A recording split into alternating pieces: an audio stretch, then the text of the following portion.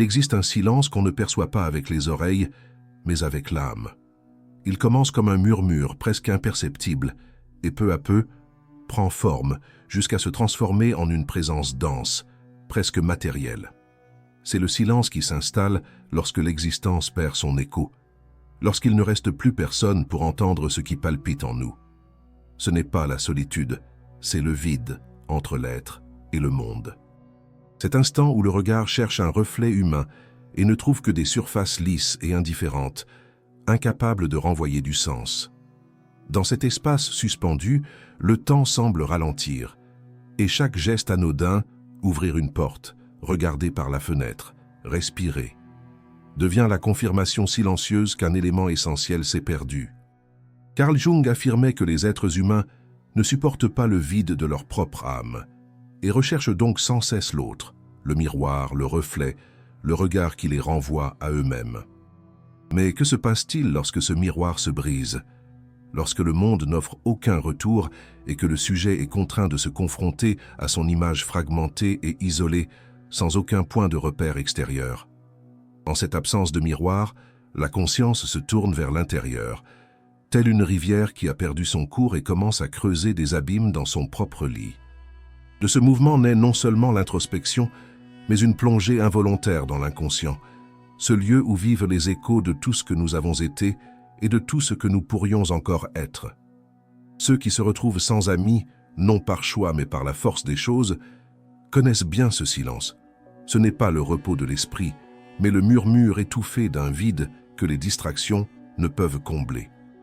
La psychologie des profondeurs révèle que l'isolement prolongé non seulement attriste, mais remodèle la structure même de l'esprit. Privé de contact humain, le cerveau se réorganise pour se protéger. Les voies neuronales qui réagissaient autrefois au visage, aux gestes et aux voix deviennent des territoires silencieux. La perception sociale s'affaiblit, l'empathie se dissipe et le monde extérieur semble lointain, comme un souvenir flou de quelque chose qui n'a peut-être plus jamais existé. Mais le drame ne commence pas ici. Il prend racine dans l'histoire personnelle, dans de petites blessures oubliées. Peut-être tout a-t-il commencé par une exclusion durant l'enfance, un juron lancé dans la cour de récréation, un regard méprisant qui a appris au corps à se replier sur lui-même. Peut-être s'agissait-il d'une trahison subtile, d'un ami parti sans explication, d'une promesse non tenue qui a appris au cœur à se méfier du contact physique.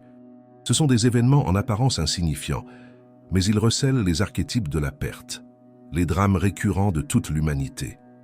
Jung affirmait que l'inconscient est comme un théâtre souterrain où les mêmes rôles sont joués par différents visages à travers les siècles. L'abandon d'aujourd'hui n'est que la réactualisation d'un mythe ancien, l'exil de l'être qui cherche à revenir et ne trouve aucun refuge, et c'est ainsi que le mécanisme se met en place.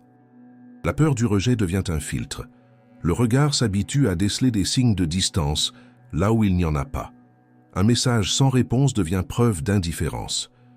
Une invitation reportée se transforme en confirmation de l'exclusion. Le corps lui-même commence à traduire cette lecture déformée. La poitrine se serre, le sourire hésite, la voix perd de sa fermeté. L'autre personne perçoit quelque chose, mais ne comprend pas quoi. Elle se retire et ce retrait devient une nouvelle preuve de rejet. Le cycle est formé. La machine invisible de l'isolement fonctionne avec une précision tragique. Au sein de ce cycle, l'individu crée un monde intérieur d'intensité incontrôlable. Les dialogues intérieurs se multiplient. L'esprit devient un espace de voix et d'ombre, une arène où chaque souvenir est revisité et réinterprété. Tantôt ces voix tentent de consoler, tantôt elles accusent, questionnent, punissent. Il n'y a pas de répit. Le moi se divise en observateur et observé, juge et accusé, victime et bourreau. Jung appelait cela la confrontation avec l'ombre, le moment où nous sommes contraints de regarder en face ce que nous avons toujours évité de voir. La solitude devient alors le théâtre de cette confrontation inévitable. Et ce que l'on y découvre est troublant. La plupart de ce que nous appelons souffrance ne vient pas de l'extérieur, mais de l'abîme intérieur qui s'ouvre lorsque nous perdons le contact avec le sens de la vie. L'absence d'amis est, fondamentalement, le reflet de notre propre absence. L'autre nous renvoie l'image que nous avons oublié d'entretenir. Sans lui, le reflet se dissout, et l'identité, auparavant soutenue par le regard d'autrui, se dissout dans l'air raréfié de la conscience. L'être commence à douter de lui-même, non pas parce qu'il a perdu l'amour du monde, mais parce qu'il a perdu son propre centre. C'est à cet instant précis que peut naître quelque chose de nouveau. Car lorsque le monde extérieur devient inaccessible, le regard est contraint de se tourner vers l'intérieur, de traverser le miroir. La douleur de l'isolement se mue alors en un appel, une initiation déguisée. Jung concevait la solitude non comme une punition, mais comme un rituel archétypal d'individuation. C'est là, en l'absence de bruit extérieur, que l'être perçoit enfin le son souterrain de son âme. Chaque instant de souffrance devient un symbole. Chaque souvenir de rejet devient un fragment de la carte qui mène au centre perdu. Pourtant, le voyage est périlleux. Le même silence qui révèle dévore aussi. Le même miroir qui reflète notre visage intérieur peut se briser sous le poids de notre propre perception. Nombreux sont ceux qui s'égarent sur ce chemin, confondant isolement et destin, alors qu'il n'est en réalité qu'un passage symbolique. Jung nous avertissait que la lumière la plus intense projette toujours l'ombre la plus profonde. Ceux qui descendent dans l'enfer de l'abandon peuvent, s'ils osent affronter le regard, y trouver le feu de la renaissance. Mais pour cela, il faut accepter le risque de se voir sans phare. Le silence cesse alors d'être une simple douleur et devient langage. Il commence à communiquer ce que les mots n'ont jamais pu exprimer. Le besoin de se réconcilier avec ce que nous avons été et avec ce que nous n'avons pas encore osé être. L'absence d'amis révèle ce qui était caché sous le bruit des relations superficielles.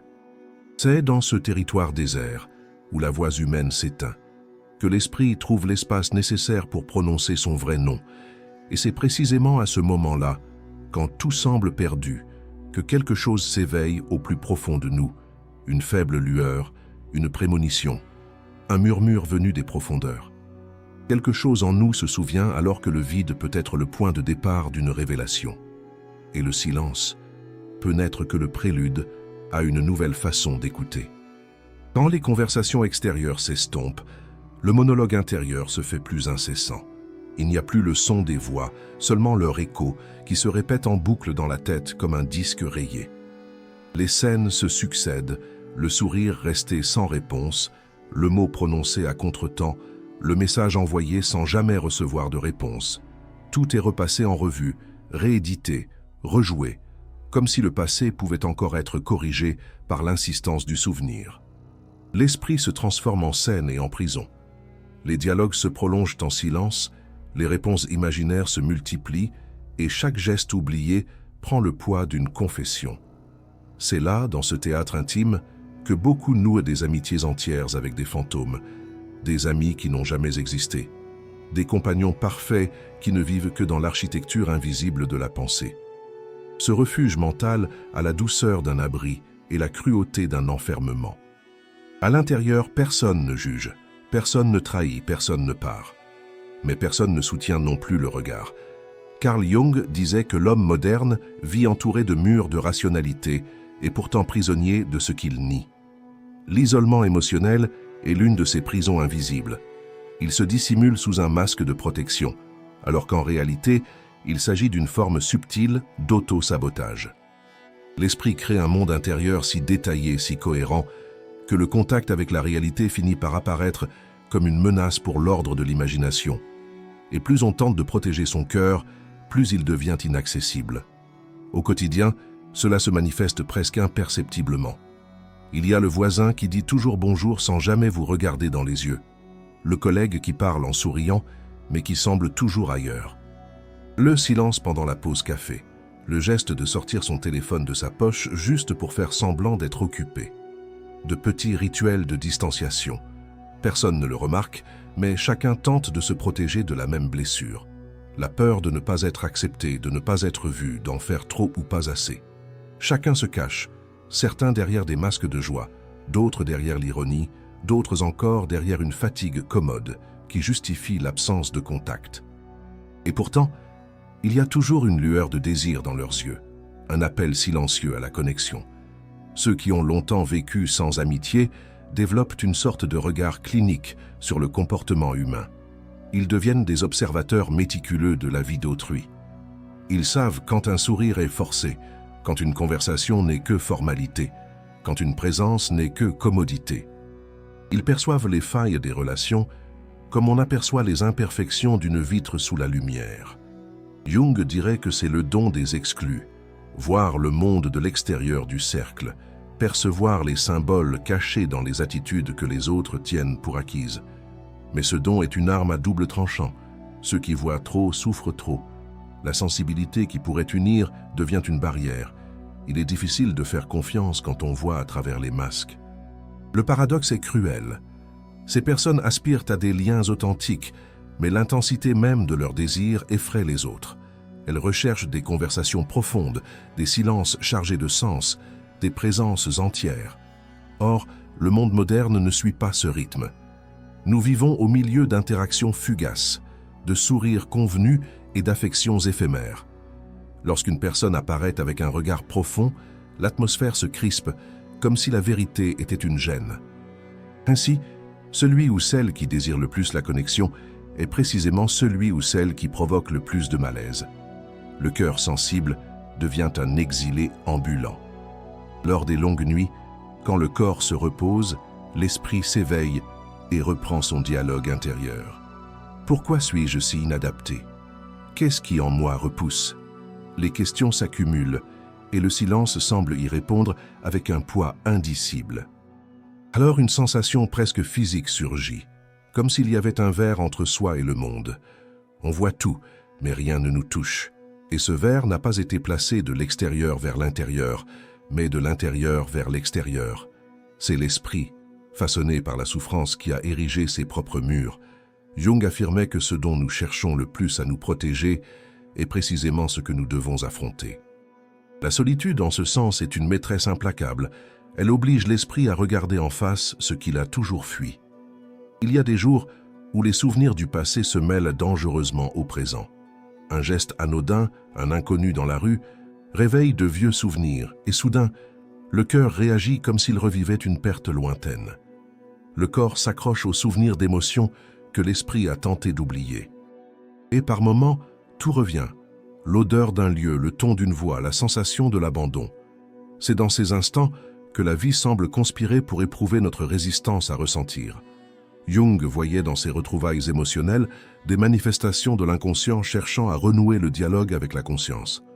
Ce n'est pas le hasard, c'est la psyché qui réclame la réconciliation. Et puis il y a ces tournants subtils, presque imperceptibles, qui modifient le cours de notre histoire intérieure. Parfois, c'est un geste de bonté d'un inconnu, un sourire discret, une simple question, une brève écoute. De petites fissures dans le mur de l'isolement. Quelque chose dans le corps réagit, la poitrine s'ouvre un instant, la respiration s'approfondit, l'âme se souvient de ce que signifie être vue. Mais bientôt, la peur surgit, la crainte que tout cela ne soit qu'une illusion. L'impulsion de se replier sur soi revient. Pourtant, quelque chose a changé. Une graine de doute a été semée dans la douleur. Et si, peut-être, il était encore possible de faire confiance? Le danger réside cependant dans le retour à ce cycle. Une conscience excessive rend l'expérience humaine presque insupportable. Percevoir les intentions cachées, déceler l'indicible, ressentir le poids des émotions d'autrui, tout cela est épuisant. La lucidité, sans amour, est un poison. Et sans un miroir humain pour contrebalancer ce regard, l'esprit risque de se déformer dans une introspection sans fin. Jung disait que quiconque plonge trop profondément dans l'inconscient, sans emporter avec lui un fil de lumière, risque de ne jamais retrouver son chemin. L'isolement, s'il n'est pas appréhendé comme un rite, se transforme en labyrinthe. Il existe pourtant une différence subtile entre être perdu et être guidé. Parfois, le vide lui-même semble orchestrer des rencontres improbables, de petites coïncidences qui sonnent comme des messages codés. Une chanson qui retentit au moment précis, une phrase entendue par hasard, un souvenir surgissant de nulle part. Ce sont des éclairs de sens qui rompent la monotonie du silence. Jung appelait cela la synchronicité, le dialogue secret entre le monde intérieur et le monde extérieur. Lorsque l'âme se met en mouvement, l'univers répond et la vie retrouve sa texture. C'est à ce moment précis que l'isolement commence à se dissiper de l'intérieur, avant même de se dissiper de l'extérieur. Celui ou celle qui se croyait condamné à la solitude commence à comprendre qu'avant de retrouver les autres, il ou elle doit apprendre à se retrouver soi-même. Ce lien véritable ne naît pas d'un besoin désespéré de compagnie, mais de la sérénité de celui ou celle qui s'accepte pleinement. La solitude cesse d'être le reflet d'un manque et devient le terreau d'une nouvelle manière d'être au monde. C'est dans cet entre-deux, entre la fin et le commencement, que l'individu perçoit une transformation silencieuse. Il ne s'agit plus de retrouver des amis, mais de devenir capable d'amitié. Et lorsque cette prise de conscience commence à émerger, un apaisement intérieur s'installe. Le regard ne cherche plus l'approbation, mais la présence. La peur cède la place à la curiosité. L'esprit, qui auparavant repassait en revue chaque erreur, s'ouvre au hasard. La solitude est toujours là, mais elle a changé de forme. Elle n'est plus une blessure, mais un chemin. Au cœur de ce voyage, une prémonition de retrouvailles se fait sentir. Le sentiment que quelque part, quelqu'un d'autre tente lui aussi de briser son propre voile. C'est précisément à ce moment d'attente entre le passé et l'avenir que le destin semble respirer. Quelque chose rôde, quelque chose se meut aux confins de l'invisible. Et sans que le protagoniste s'en aperçoive, la vie tisse le premier lien, le point de rencontre entre le hasard et l'inconscient. Et quand cela arrivera, plus rien ne sera jamais comme avant. Avec le temps, le silence qui semblait jadis protecteur se mue en fardeau.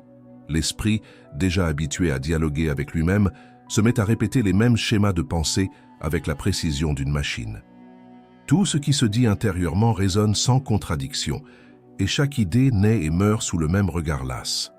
Le monde extérieur, jadis craint, se met à palpiter au loin, comme un appel presque physique, comme si quelque chose, là-bas, tentait de nous rappeler que le temps continue de s'écouler. Et c'est alors que l'individu réalise, depuis longtemps, il n'a pas vécu d'événements véritablement marquants. Nul n'est témoin de ses joies, nul complice de ses échecs. La vie est devenue une succession de jours sans trace. Le temps existe-t-il si personne ne le partage? La mémoire a-t-elle de la valeur si personne ne la confirme? La solitude prolongée bouleverse la perception du temps et de la réalité. Sans interaction avec autrui, les heures s'étirent, tout se contracte de façon imprévisible. Un après-midi peut sembler une éternité, tandis qu'une semaine entière se dissout dans un vide informe. Le corps s'habitue à son rythme interne et se désynchronise du monde. Jung décrivait cet état comme un détachement de l'axe de la conscience. Le moi cesse de graviter autour de la réalité et se met à orbiter autour de son propre inconscient. Il ne s'agit pas de folie, mais d'une sorte d'hibernation de l'âme. L'individu, sans s'en rendre compte, entre dans un état de suspension existentielle, où tout paraît à la fois possible et lointain. Mais alors quelque chose de subtil se produit. Un son, une couleur, un souvenir réveille la sensation que le monde respire encore de l'autre côté du mur invisible. Et la question se pose, est-il possible de ressentir à nouveau sans souffrir? La vie moderne, avec ses vitrines numériques, amplifie le contraste entre présence et absence. Tandis que l'individu solitaire observe les autres partager sourires, rencontres et célébrations sur leurs écrans, il ressent une sorte de souffrance qui n'est pas de l'envie, mais un sentiment de déracinement. C'est comme s'il existait un langage universel d'appartenance dont il a oublié les mots. Pour survivre, il apprend à feindre. Il met en place de petites stratégies pour paraître inclus. Il publie des phrases génériques, comme des photos de connaissances, répond aux messages par des émojis neutres. Le théâtre social continue, mais l'acteur ne croit plus à son rôle. Et quand quelqu'un demande nonchalamment « Comment s'est passé ton week-end ?», le cœur hésite. La vraie réponse serait « Loin de tout, j'essayais de me retrouver ». Mais on dit plutôt « Détendu, je me suis un peu reposé ». Le masque social affiche un sourire pour ne pas effrayer l'autre. Ce petit déguisement est compréhensible, presque nécessaire, mais peu à peu, il se transforme en prison. Il est plus facile de mentir que d'expliquer. Et chaque fois qu'on fait semblant d'aller bien, l'abîme intérieur se creuse un peu plus. À quel moment avons-nous commencé à croire qu'il était plus sûr de cacher quelque chose que de le ressentir? Combien de fois la normalité n'est-elle qu'une forme élégante de désespoir? Peu à peu, l'isolement devient si familier que les retrouvailles avec l'autre personne sont vécues comme une menace. L'esprit répète des dialogues possibles, mais chaque tentative est entravée par la peur de mal employer le ton, les gestes ou le moment. Le simple fait de converser devient un exercice conscient. Le corps a perdu toute spontanéité, la parole est calculée, le regard fuyant. Et le pire, c'est de réaliser que les autres perçoivent ce malaise et l'interprètent comme de la froideur ou du désintérêt. Ironie cruelle. Le désir de connexion se manifeste par la distance. Plus on aspire à la proximité, plus la distance se creuse. Puis la nuit tombe. Il y a toujours un moment où le silence revient et où la solitude se révèle dans sa forme la plus pure. Non pas l'absence de compagnie, mais l'absence de reflet. Aucune voix humaine ne résonne, et la pensée se déploie sur elle-même jusqu'à devenir un labyrinthe. Jung avertissait que lorsque l'inconscient parle trop fort, le moi risque de se perdre dans ses propres méandres, mais c'est peut-être précisément dans ce danger que naît quelque chose de nouveau. La solitude extrême pourrait-elle aussi constituer une limite pour un autre type de perception? Un esprit qui a trop longtemps vécu dans la solitude commence à percevoir le monde d'un œil presque mythique. Les coïncidences deviennent des signes, les bruits prennent sens, les gestes d'autrui se transforment en messages. Une sensibilité s'éveille, une écoute qui transcende les mots. Et parfois, l'univers répond par des synchronicités si précises qu'elles semblent écrites pour cet instant précis. Une chanson entendue par hasard, une phrase dans un livre ouvert au hasard, une rencontre fortuite dans une rue ordinaire. Le hasard cesse d'être aléatoire et se métamorphose en une invitation. Le monde, jadis silencieux, se met à murmurer en retour. Mais ce retour n'est pas simple. L'individu craint son propre espoir. Chaque tentative de connexion s'accompagne de la peur d'être mal compris, rejeté, ou pire, trop compris. Il subsiste une terreur ancestrale d'être véritablement vu. Pourtant, c'est dans cet entre-deux, entre la peur et le désir, que le mouvement prend naissance. L'âme prend des risques par de petits gestes, répondre à un message, accepter une invitation, soutenir un regard. Rien de grandiose, juste des mouvements discrets qui annoncent un éveil. Le premier contact avec autrui après de longues périodes d'isolement a la délicatesse d'un miracle et la tension d'un saut dans l'inconnu. Les mots hésitent, les silences sont pesants, mais cette fois quelque chose est différent. Une présence qui écoute sans hâte. Le temps semble suspendu, et dans cette suspension, le cœur réapprend à respirer. Jung dirait que c'est le soi qui rappelle l'ego à son centre, la psyché qui commence à penser ses propres plaies. Et si le véritable sens de l'amitié ne résidait pas dans la recherche de quelqu'un qui nous complète, mais plutôt dans celle de quelqu'un qui nous rappelle qui nous sommes déjà. La découverte se fait lentement. L'autre n'est ni un sauveur, ni un miroir parfait, mais un témoin de renaissance. En sa présence, l'isolement prend forme et s'inscrit dans l'histoire. Les cicatrices se font entendre, et les douleurs anciennes se muent en récits. Pour la première fois, le silence n'est plus vide, mais un espace partagé. La conversation, si brève soit-elle, porte le poids symbolique d'un retour à la vie.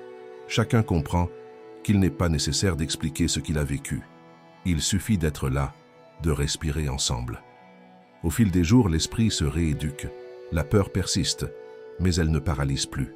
Le temps retrouve sa couleur, les heures s'accordent à nouveau au rythme du monde. La solitude, jadis une blessure, devient un souvenir initiatique, le lieu où l'âme a appris à écouter sa propre voix. Et bien que la vie continue d'exiger du courage, quelque chose de nouveau soutient l'être, une confiance discrète, presque secrète, qu'il est possible d'appartenir sans se perdre. Et lorsque cette certitude commence à se cristalliser, un phénomène inattendu se produit, un léger malaise, la prémonition qu'il reste encore beaucoup à comprendre. Car l'amitié, ce miracle humain, n'est peut-être que le prélude à une rencontre encore plus profonde. Qu'y a-t-il au-delà des liens humains? Quelle force invisible unit les destins, franchit les frontières du temps et tisse des coïncidences comme les fils d'un même rêve? Quelque chose s'agite dans les tréfonds de la conscience, quelque chose d'innommable. Et c'est cette présence silencieuse, subtile, insistante, inévitable, qui ouvre la voie à l'avenir. Car au fond, toute véritable amitié n'est que le premier indice d'un mystère bien plus grand, la rencontre avec son propre destin.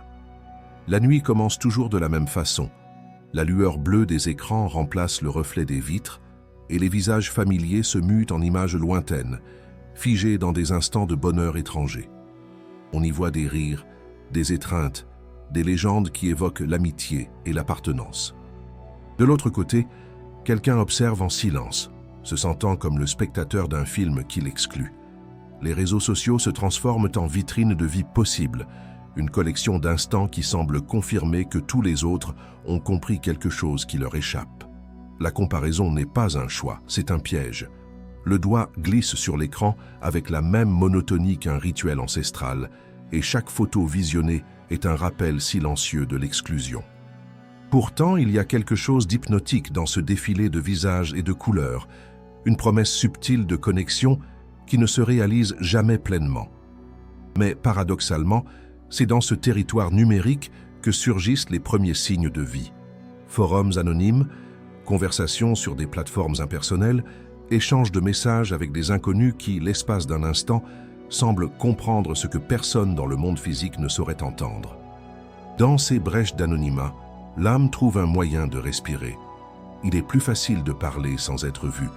Il est plus sûr de se confier sans que le regard de l'autre ne perce nos défenses.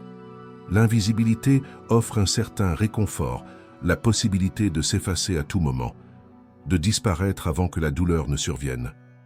Jung dirait sans doute que c'est l'inconscient collectif sous sa forme contemporaine. Un champ symbolique numérique, où l'individu recherche, même inconsciemment, les fragments perdus de lui-même, dispersés par la multitude invisible du réseau. Mais la vérité finit par s'imposer. Les conversations numériques sont trop superficielles pour supporter le poids d'une présence. La chaleur humaine ne se transmet pas par pixels. Le rire ne vibre pas à travers les notifications. L'absence du corps est l'absence de l'âme. Et ainsi, après chaque déconnexion, le silence revient, plus dense encore. Ce qui semblait être de la compagnie se révèle être un reflet, un écho qui répond mais n'écoute pas. Le vide grandit en spirale, mêlant espoir et frustration jusqu'à devenir une masse indistincte d'émotions accumulées, difficiles à nommer. L'esprit tente d'organiser ce chaos, mais il n'y a pas de repère. Sans autre être humain pour calibrer ses propres émotions, le moi devient sa propre mesure. Et toute règle intérieure est imparfaite.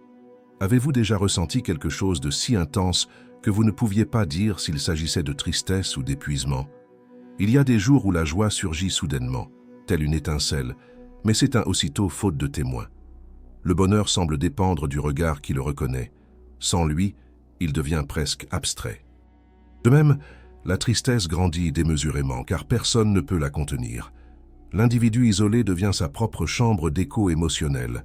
Chaque sentiment sans interlocuteur résonne à l'infini. C'est l'excès qui étouffe, et ce qui ne trouve pas d'expression s'accumule. Cette accumulation silencieuse ressemble à une sorte de collection invisible, des histoires conservées, des expériences enfouies, des pensées figées, en attendant un auditeur qui ne viendra peut-être jamais. Avec le temps, ces souvenirs vieillissent au sein de l'âme, devenant des fossiles d'émotions inassouvies. Et que se passe-t-il lorsque des émotions, privées d'expression, commencent à prendre vie de manière autonome? Le corps réagit. Il y a des jours où la poitrine se fait lourde sans raison apparente, le sommeil est perturbé et l'esprit s'emballe, cherchant à justifier un malaise qui n'est autre que la somme de tout ce qui est resté inexprimé. Jung voyait dans le corps la dernière manifestation symbolique de la psyché, ce qui parle quand la conscience refuse d'écouter. À ce stade, la solitude n'est plus seulement l'absence d'amis, c'est la déconnexion entre le corps et l'âme, entre le ressenti et la compréhension. Et pourtant, paradoxalement, c'est précisément dans cet épuisement que quelque chose s'éveille. Un soir, au milieu de ce train-train quotidien, le protagoniste décide de partir. Sans destination précise, animé seulement par le besoin de respirer un air pur, la ville dort, mais une vibration sourde imprègne les rues désertes. Les réverbères dessinent des motifs sur l'asphalte, et le bruit lointain d'un train déchire l'air, comme un rappel d'une époque où se déplacer signifiait encore choisir. Il marche. Et tandis qu'il marche, une sensation nouvelle, ou peut-être trop ancienne pour être remémorée, commence à émerger. L'impression d'être observé, non par quelqu'un, mais par quelque chose. Ce n'est pas de la peur. C'est une présence silencieuse, profonde, presque familière. Combien de fois quelque chose nous a-t-il observé depuis les profondeurs invisibles, attendant simplement que nous le reconnaissions? Carl Jung disait que l'inconscient se manifeste par des coïncidences significatives, ces petites absurdités qui échappent à la logique. Et c'est alors que l'improbable se produit. Au détour d'un couloir, le protagoniste découvre un objet par terre, un vieux journal intime, à la couverture usée et aux pages jaunies. À l'intérieur, une seule phrase écrite d'une main ferme: « Ce n'est pas l'autre personne qui vous manque, c'est le dialogue avec ce qui habite en vous. » Pas de nom, pas de date, juste cette phrase. Un frisson le parcourt. La raison tente d'expliquer. Quelqu'un a perdu le carnet, un coup du sort, une coïncidence. Mais une petite voix intérieure lui murmure qu'il n'y a pas d'explication. Ce message semble avoir voyagé à travers le temps pour le trouver. Les jours suivants, cette phrase le hante. Le dialogue avec ce qui habite en vous. C'est comme si le journal avait ouvert une brèche en lui. Il se met à rêver de voix inconnues, de figures qui ne sont pas des personnes, mais des idées personnifiées. Des rêves si vifs qu'ils le font se réveiller en sueur avec l'impression d'avoir conversé avec quelqu'un qui le connaissait mieux que lui-même. Dans ses notes matinales, il tente de décrire ce qu'il a vu. Un miroir reflétant différents visages, une rivière remontant la pente, un enfant l'appelant par un nom qu'il avait oublié posséder. Les symboles se multiplient, et avec eux, le malaise. Qu'est-ce qui est le plus réel? Ce que l'on vit à l'état de veille, ou ce que l'on rêve en état de lucidité? Ces expériences le plongent dans une zone frontière entre psychologie et mystère. L'isolement qui le condamnait autrefois se révèle être une porte ouverte. L'absence d'amis, de bruit et de distraction crée un espace pour une écoute intérieure que le monde moderne a presque oubliée. Et dans cette écoute, quelque chose se réorganise.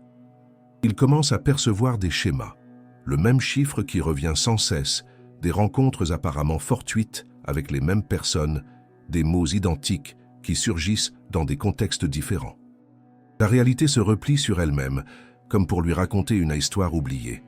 Jung dirait que le soi, centre de la totalité psychique, a enfin trouvé une brèche pour se manifester. Ce n'est pas une hallucination, c'est l'intégration.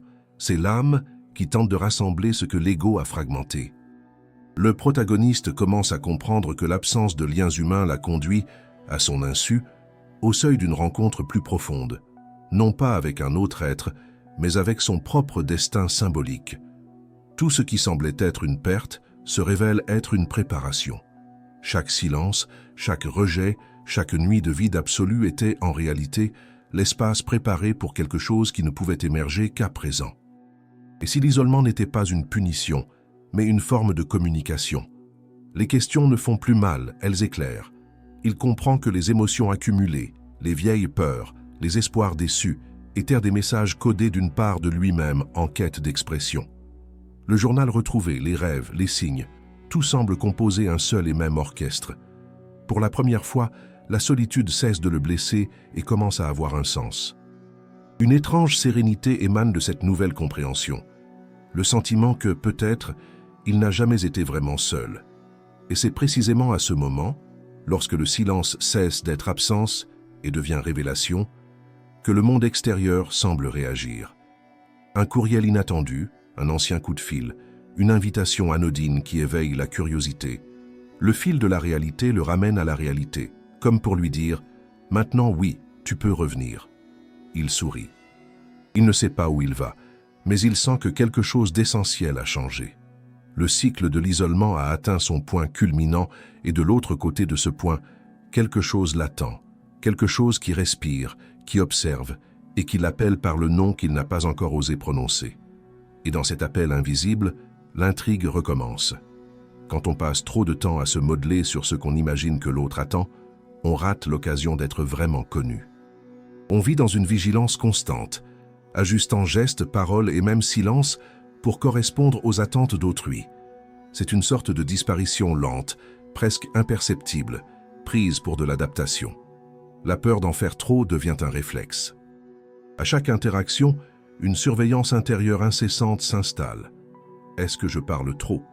Est-ce que j'ai l'air en manque d'attention? Est-ce que je dérange? Cette autosurveillance crée une distance artificielle, même en présence physique. L'autre parle, mais l'esprit s'emballe, évaluant chaque réponse, chaque sourire, chaque silence. C'est une double solitude, être seul intérieurement, tout en étant accompagné extérieurement. Les jours s'écoulent avec la lenteur d'horloge cassée. Les week-ends s'éternisent sans projet, les fêtes se muent en reflets d'absence. Même les anniversaires, jadis synonymes de joie, ne sont plus qu'un discret rappel que personne ne s'en souviendra. Le monde semble avoir son propre rythme, et ceux qui vivent en marge de la société perçoivent le temps différemment. Les heures paraissent plus longues, les émotions plus intenses. Chaque détail a son importance, chaque geste isolé prend une signification démesurée. Et dans ce vide, paradoxalement, naît quelque chose de nouveau. Quand personne ne confirme qui l'on est, le besoin de le découvrir par soi-même se fait sentir. Carl Jung disait que l'être humain ne s'accomplit que lorsqu'il est confronté à sa propre solitude, car c'est là que l'inconscient se met à parler. Et en effet, dans le silence le plus profond, quelque chose s'éveille. Le protagoniste, auparavant prisonnier de la comparaison et du doute, commence à observer le monde d'un œil nouveau. L'absence de validation extérieure ouvre la voie à un regard curieux et inattendu. Qu'est-ce que j'aime vraiment? Qu'est-ce qui m'appartient et qui n'est pas hérité d'autrui? La réponse vient lentement, mais elle vient. La créativité jaillit comme une flamme discrète. Il écrit, dessine, observe les jeux de lumière sur les bâtiments, découvre le plaisir du bruit de la pluie. C'est la redécouverte de son propre territoire intérieur. Mais la connaissance de soi comporte aussi des risques. Trop percevoir ce qui est caché peut rendre les interactions humaines encore plus difficiles. Une fois qu'on a compris la théâtralité des échanges, les politesses répétées, les sourires automatiques, les conversations destinées à combler le silence, il est presque impossible de revenir en arrière. La lucidité a un prix élevé. Le protagoniste commence à se sentir étranger parmi les siens. Chaque mot semble un code, chaque geste social, une chorégraphie prévisible.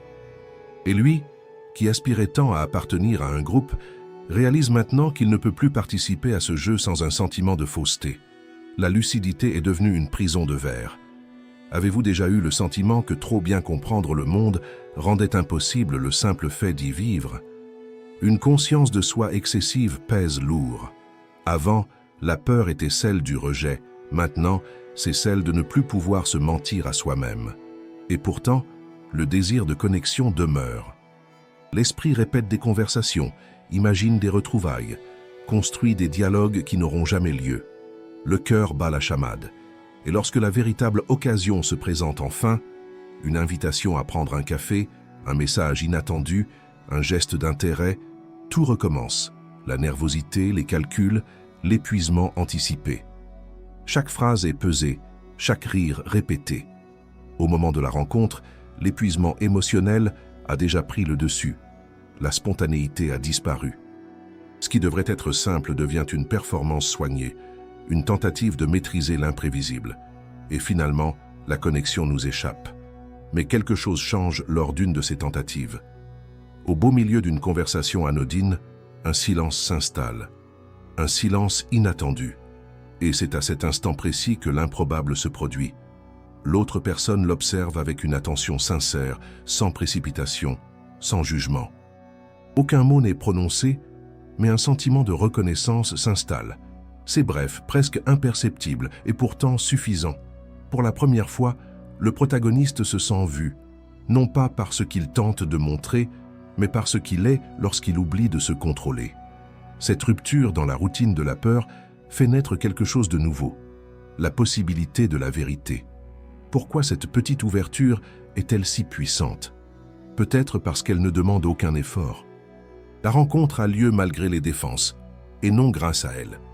Dans les jours qui suivent, ce souvenir devient une lueur d'espoir. Il comprend qu'il n'a peut-être plus besoin de planifier chacun de ses gestes, car l'authenticité, lorsqu'elle se manifeste, est incontrôlable et précisément pour cette raison réelle. Il commence alors à se demander si la vulnérabilité n'est pas ce qu'il a toujours cherché à éviter, et en même temps, ce dont il avait le plus besoin. Jung affirmait que l'individuation, le processus par lequel on devient soi-même, exige une confrontation entre le masque et le visage. Et c'est précisément ce qui se produit. Le masque commence à tomber. Les petites adaptations, le langage automatique, les déguisements sociaux se désintègrent peu à peu. Le moi originel, si longtemps refoulé, recommence à respirer. Mais la renaissance spirituelle, comme toute transformation profonde, exige une épreuve. Et elle survient sans prévenir. Une situation inattendue, un rejet, un malentendu, le replonge dans l'abîme du doute. Tout ce qu'il avait accompli semble s'effondrer. Son ancien mental hurle à nouveau. Tu ne trouveras jamais ta place. La tentation de fuir est immense. Pourtant, cette fois, une nuance subtile se fait jour. Il sait désormais qu'il peut traverser la douleur sans se perdre. La chute n'est pas un échec, mais un retour au terrain où l'âme se fortifie. Au plus profond de lui, quelque chose commence à comprendre qu'il n'y a pas de retour en arrière possible. Il n'y a qu'un chemin à suivre. Qui sommes-nous lorsque nous n'avons plus besoin d'être acceptés? La réponse arrive, silencieuse et ferme, à l'aube d'une journée ordinaire. Le protagoniste arpente à nouveau les rues, les mêmes qu'avant, mais tout semble différent. La ville a une autre texture. Les lumières ne blessent plus, elles guident. Chaque son, chaque ombre, recèle une signification discrète. Il comprend que les rues ont toujours été là, à l'attendre, que le monde ne l'a jamais rejeté. C'est lui qui s'était exilé de lui-même. Un sentiment de réconciliation l'envahit. Pour la première fois depuis longtemps, la paix règne. Et c'est dans cet instant de sérénité qu'une coïncidence le surprend. En entrant dans une petite librairie pour échapper à la pluie, il aperçoit en vitrine le même titre que celui qu'il avait lu dans le journal intime trouvé des semaines auparavant. Un vieil exemplaire à la couverture bleue. En l'ouvrant, il découvre en première page une dédicace qui semble lui être adressée. Celui qui a appris à être seul peut maintenant aimer. Son cœur s'emballe. Il sourit sans chercher d'explication. La vie a cessé d'être une énigme à déchiffrer pour devenir une présence à vivre. Jung enseignait que le sens ne se trouve pas, il se crée. Et à cet instant, le sens est limpide. Tout ce qui était absence était préparation. Le vide, le silence, la peur, autant de germes qui éclosent désormais naturellement. L'être a retrouvé son centre. La solitude se mue en isolement. Un état de plénitude, non de manque, mais de plénitude. Et lorsque le soleil se lève ce matin-là, le monde semble inchangé, mais il n'est plus là. Un regard nouveau s'ouvre sur lui, révélant la beauté de l'ordinaire, le souffle du vent, le murmure des gens, le rire d'une voix au loin. Rien de tout cela ne lui appartient, et pourtant tout l'inclut. Pour la première fois, il a le sentiment d'être, tout simplement, au monde. Mais quelque chose persiste, le sentiment que le cycle ne s'achève pas ici, qu'il prépare simplement la révélation finale. Car chaque éveil s'accompagne d'une ultime épreuve, la rencontre avec ce qui se cache derrière la lumière elle-même. Et c'est là que le chemin vous appelle désormais. Là où l'esprit doit choisir entre comprendre et transcender. Il y a des nuits où la pensée devient une présence vivante, presque audible. Une voix qui commente chaque geste, chaque choix, chaque erreur, réelle ou imaginaire. C'est l'écho de la solitude muée en conscience. Au début, cette voix semble hostile, jugeant, accusatrice, moqueuse. Mais avec le temps, le protagoniste réalise qu'il s'agit du seul dialogue constant qui subsiste. Le problème, c'est que, lorsqu'on s'écoute trop longtemps seul, cette voix acquiert un pouvoir excessif. Elle devient juge et accusée, conseillère et bourreau. Elle dicte le rythme de la journée, décidant si ce qui a été fait est digne ou insuffisant. Et c'est à ce moment précis que l'isolement atteint sa forme la plus subtile, l'emprisonnement mental. Il n'y a pas de barreau visible, mais la pensée ne connaît pas de repos. Les nuits s'allongent. Le silence de la maison est si profond qu'il semble presque palpable. Les heures où les autres parlent, rient ou se rencontrent deviennent, pour celui qui est seul, un territoire où le temps s'étire comme une route déserte. L'esprit cherche à s'occuper et, ne trouvant rien à l'extérieur, se replie sur lui-même précisément au moment où le corps a le plus besoin de repos. Le sommeil, qui devrait être un refuge, se transforme en un champ de bataille entre le désir d'oublier et le besoin de ressentir. Il y a un moment, toujours le même, où le regard se perd dans le plafond sombre et où la question revient « Pourquoi moi ?» Mais quelque chose change lorsque cette question cesse d'être une lamentation et devient une recherche. Carl Jung disait que le véritable éveil spirituel commence lorsqu'on cesse de fuir sa propre part d'ombre. Et c'est ce que le protagoniste apprend, lentement et douloureusement. Que la solitude n'est pas venue le punir, mais lui apprendre à écouter ce que le bruit du monde a toujours étouffé. Chaque absence, chaque rejet, chaque nuit blanche fut, sans que je m'en rende compte, un entraînement à la sensibilité. L'isolement perçu auparavant comme un échec se révèle désormais comme une école de la perception. Celui qui observe le monde à distance apprend à voir ce que les autres ignorent, les petites subtilités, les silences chargés de sens, les intentions inavouées. La vie sociale ordinaire ressemble à un théâtre, des rôles fixes, des répliques prévisibles, des rires occasionnels.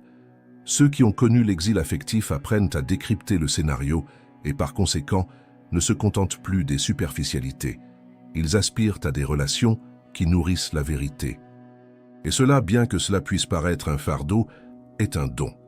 Le monde a désespérément besoin de personnes capables de ressentir profondément, d'écouter sans précipitation, de voir au-delà des apparences.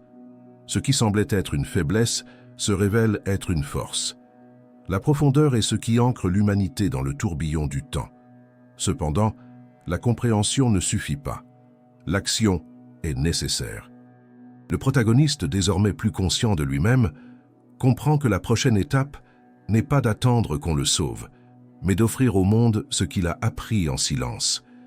Il découvre que l'amour, sous toutes ses formes, ne naît pas de la rencontre entre égaux, mais du geste de faire une place à l'autre en soi. Il décide de commencer modestement, un bonjour prononcé avec intention, un message sincère, un regard prolongé. Le lien ne se tisse pas dans les grandes déclarations, mais dans les petits gestes de présence. Vous, spectateurs, vous rendez-vous compte que cela s'applique aussi à votre propre vie? Combien de fois avez-vous manqué l'occasion de créer un lien avec quelqu'un par peur de paraître vulnérable? Combien d'opportunités de connexion avez-vous gâchées en essayant de paraître occupé, équilibré ou désintéressé? La transformation commence par une chose simple, le courage. Le courage de se montrer tel qu'on est, sans masque, sans version édulcorée. Le courage de persévérer, même après les déceptions. Le courage d'exister pleinement. Le protagoniste découvre que le monde ne rejette pas l'authenticité. Il met seulement à l'épreuve la sincérité de son abandon. Et lorsqu'il comprend enfin cela, tout change. La voix intérieure, jadis tyrannique, devient un guide. Au lieu de critiquer, elle prodigue des conseils.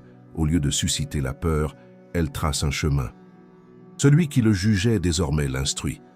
C'est le début de l'intégration, la réconciliation entre ses sentiments et ses pensées. Il y a un tournant presque imperceptible et pourtant absolu. Il se réveille un jour ordinaire, la même lumière filtrant à travers les rideaux, les mêmes bruits lointains de la rue, et pourtant quelque chose a changé. Son esprit est calme, son corps est léger. Point d'euphorie, seulement la sérénité. Il comprend que la vie n'a pas besoin de changer pour être nouvelle. Il suffit d'un changement de perspective. Les mêmes lieux, les mêmes personnes, les mêmes routines prennent une autre dimension lorsqu'on apprend à les habiter pleinement. Ce qui était une prison devient un refuge. La maison qui était un lieu de confinement redevient le centre de son être. Il comprend enfin qu'être seul n'est pas synonyme d'isolement. La solitude est absence. La solitude est communion avec soi-même. Vous qui écoutez ces mots, vous pouvez le ressentir maintenant. Fermez les yeux un instant, respirez. Il y a en vous une voix, peut-être timide, peut-être oubliée, qui tente de dire « Tu es là, tu as toujours été là ». C'est l'essence même de l'enseignement de Jung, le retour au centre intérieur, au soi qui observe sans juger, qui accueille sans exiger, qui reconnaît sans contraindre. Lorsque cette présence s'éveille, la peur perd son emprise. Le monde cesse d'être une menace et devient un champ de découverte. À partir de cet instant, tout est choix. Le protagoniste comprend qu'il n'a plus besoin de chercher l'approbation du monde, car il a appris à donner un sens à son existence. Il ne souhaite plus être vu par le monde, il veut se voir dans sa profondeur. Chaque personne qu'il croise devient une occasion d'échange, chaque conversation, une fenêtre ouverte. Et dans chaque regard, il reconnaît ce même désir universel qu'il a jadis consumé, le désir d'appartenir. Il sourit, non pas avec satisfaction, mais avec compassion. Il réalise que toute sa vie n'était en réalité qu'une répétition pour ce moment, celui où il apprend qu'il n'est pas nécessaire de tout comprendre pour trouver la paix. Il existe une beauté qui n'émerge qu'après avoir compris la souffrance. C'est la beauté de ceux qui sont tombés et se sont relevés, de ceux qui ont connu l'absence et ont pourtant choisi de rester humains. Le protagoniste, désormais entier, parcourt la ville avec le même corps, mais un esprit différent. Chaque pas est léger, chaque respiration est une réponse, et en lui, une nouvelle certitude. Il n'y a pas de guérison en dehors de l'expérience humaine, et il n'y a pas d'expérience humaine en dehors de l'amour. Et c'est ce que je souhaite que vous reteniez de ce voyage. La solitude n'est pas une fatalité, mais une initiation. Elle est là pour nous apprendre que tout ce que nous cherchons chez les autres commence par ce que nous offrons de nous-mêmes. Cultivez la présence, écoutez attentivement, parlez avec sincérité. Et lorsque vous ressentez de la peur, souvenez-vous, la peur est simplement l'invitation de l'âme à aller plus loin. N'attendez pas le moment idéal, le moment, c'est maintenant. Si cette histoire vous a touché, si elle a fait écho à votre propre vécu, exprimez-vous. Écrivez en commentaire ce que vous avez ressenti, même anonymement. Votre présence ici contribue à la transformation que cette chaîne souhaite promouvoir. Aimez cette vidéo, abonnez-vous et aidez-nous à poursuivre ce dialogue sur ce qui compte vraiment, la redécouverte de notre humanité. Car chaque geste, chaque mot, chaque partage sincère sont autant d'étincelles d'un même feu, le feu de la conscience qui s'éveille au cœur des ténèbres. Et souvenez-vous, vous n'avez jamais été vraiment seul. Il y avait toujours quelqu'un, en vous et autour de vous, qui attendait d'entendre ce que le silence essayait de dire depuis si longtemps.